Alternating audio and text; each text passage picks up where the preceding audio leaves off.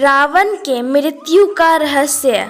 बहुत लोगों को यह पता होगा कि सिर्फ सीता के अपहरण के कारण ही राम के हाथों रावण की मृत्यु हुई थी, लेकिन इसके पीछे पौराणिक कारण कुछ और भी है।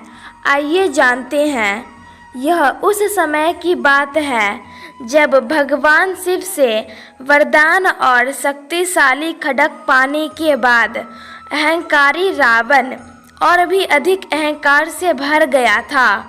वह पृथ्वी से भ्रमण करता हुआ हिमालय के घने जंगलों में जा पहुंचा। वहां उसने एक रूपवती कन्या को तपस्या में लीन देखा। कन्या के रूप रंग के आगे रावण का राक्षसी रूप जाग उठा और उसने उस कन्या की तपस्या भंग करते हुए उसका परिचय जानना चाहा।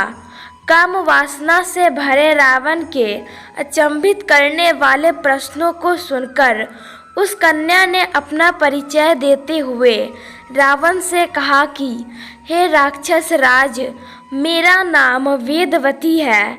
मैं परम तेजस्वी महर्षि कुशध्वज की पुत्री हूँ।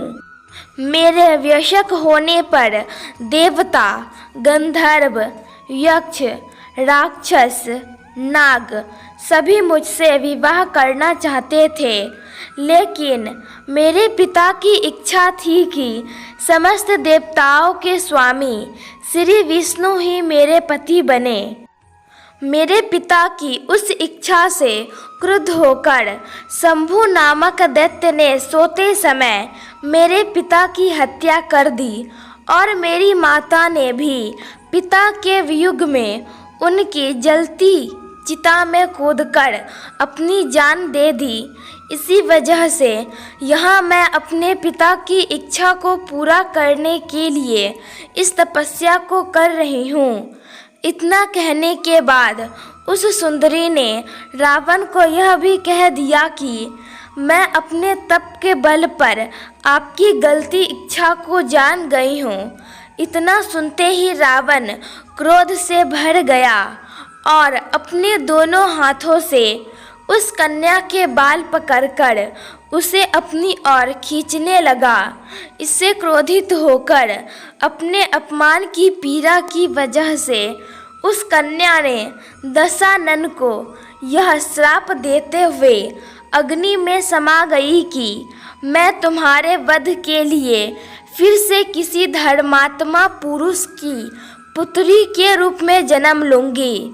महान ग्रंथों में शामिल दुर्लभ रावण सहित में उल्लेख मिलता है कि दूसरे जन्म में वही तपस्वी कन्या एक सुंदर कमल से उत्पन्न हुई और जिसकी संपूर्ण काया कमल के समान थी।